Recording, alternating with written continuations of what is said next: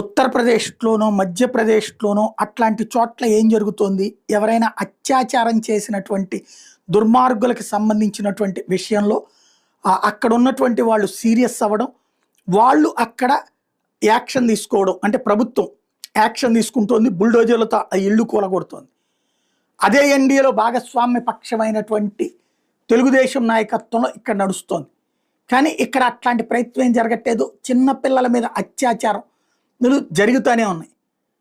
మొదట్లో అయితే ఖండించేవాళ్ళు, ఆ తర్వాతన ఏదో పరిహారం అది ఇచ్చేవాళ్ళు, తర్వాత పరిహారాలు పట్టుకెళ్ళిపోయి పరామర్శకు దాకా జరిగింది. ఇప్పుడు అసలు ఏం మాట్లాడట్లా.